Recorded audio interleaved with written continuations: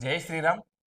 రేవంత్ రెడ్డికి 2 సంవత్సరాలలోనే అధికార అహం అనేది వచ్చిందని ఖచ్చితంగా అర్థమయ్యే విషయం ఏంటంటే, నరేంద్ర మోడీ గారి పాలనను తెలంగాణలో భారతీయ జనతా పార్టీని తను అడిగిన స్కీమ్స్ ఇవ్వకపోతే బొంద పెడతానని మాట్లాడతాడు.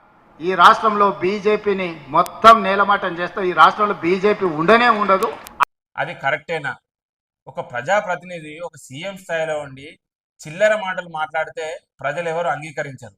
నరేంద్ర మోడీ గారు కేవలం గుజరాత్కే కాదు, నువ్వు చెప్తే గానీ అర్థం చేసుకోలేని పరిస్థితులు ఆయన లేడు. ఈ దేశమే నా కుటుంబం అనే ధోరణిలో పరిపాలన చేస్తున్న మోడీ గారిని నువ్వు అనాల్సిన అవసరం అస్సలు లేదు. తనకు తెలుసు ఏ రాష్ట్రాన్ని ఏ విధంగా పాలించాలనేది. నువ్వు మాట్లాడుతున్నావు తెలంగాణకి ఏమి ఇవ్వలేదని.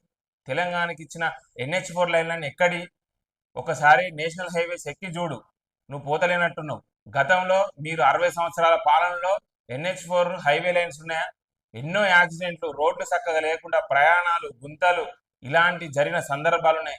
అదే కాకుండా పల్లెలలో, గ్రామాలలో, సిటీలలో smart city, Amrit city, heritage city, రైతులకు సంబంధించిన పథకాలు, ఆయుష్మాన్ భారత్ ద్వారా కొన్ని లక్షల మంది పేద ప్రజలకు 5 లక్షల బీమా సౌకర్యం కల్పించి ఇవాళ ప్రజలందరినీ ఆదుకున్న ప్రభుత్వం భారతీయ జనతా పార్టీ, నరేంద్ర మోడీ గారి ప్రభుత్వం. కొంచెం సోయి సొక్కు పెట్టుకొని ఆలోచించి మాట్లాడితే బాగుంటుందని రేవంత్ రెడ్డి గారికి చెప్తున్నా.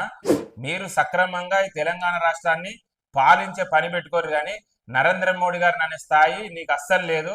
దాదాపు భారతదేశంలో 29 రాష్ట్రాల్లో పరిపాలిస్తున్నంటే ఆయన పరిపాలనా విధానాన్ని మాట్లాడేంత అర్హత కానీ స్థాయి కానీ నీకు లేదని చెప్తూ, G20 ప్రాతినిధ్యం ఇచ్చిర్రంటేనే నరేంద్ర మోడీ గారి స్థాయి ఎక్కడ ఉందో నువ్వు ఆలోచించాల్సిన అవసరం ఉంది. రేవంత్ రెడ్డి, ఇలాంటి మాటలు నువ్వు మానుకోవాలి. చిల్లర మాటలు ఊర్లలో మాట్లాడినట్టు మాట్లాడదు. నీకు స్థాయి ఉంది, నువ్వు ఒక సీఎం అని మర్చిపోయి మాట్లాడుతున్నావు. ఇలాంటి బంద్ చేయాలని నేను కోరుకుంటున్నా.